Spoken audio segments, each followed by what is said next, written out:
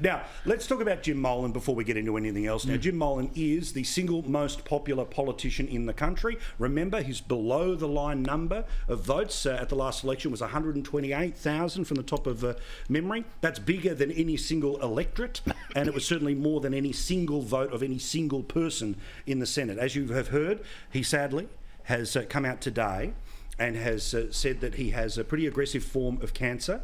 But I tell you what, you wouldn't want to be the cancer that is inside Jim Molan, because this is a bloke who can fight, will fight, and we wish strength and love to him and his family. But believe it or not, there has actually been some online abuse that he has received since coming out with this announcement today, where literally this is the crap that runs around on social media. This has literally made me giddy. All the best, Jimbo. You get what you deserve, says one lowlife. Another one. Why should we give our best to somebody who has spent the last 4 years pissing on the poor, the disadvantaged and the vulnerable? Jim Molan, like the rest of the Liberals, go and get effed. Oh, there's more, Richo. Charming. This is Australia in 2020, right?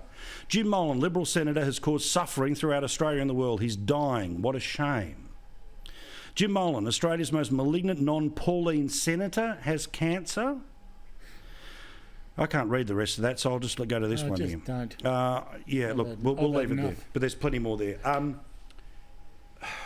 Before we get to best wishes, Richo, what sort of a sick world do we live in when people's instinctive reaction to someone being crook is sucked in? I'm staggered by that. I've never actually shaken the man's hand. I've debated him many times on a screen, but I'm a huge admirer.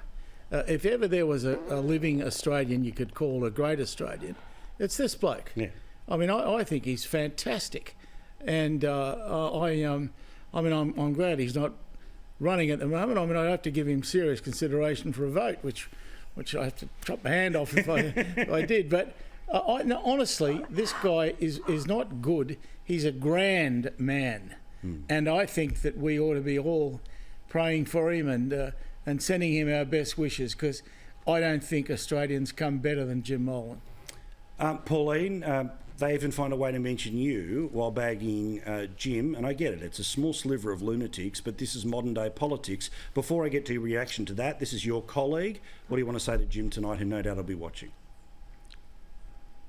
Jim, look, I was devastated to hear that you've actually got cancer, but I know the person that you are, and you won't give up on it, and you are a fighter, and you've well loved and respected by so many Australians. Paul, I don't even know why you even gave the airtime to read out those stupid bloody messages from these other idiots that are out there.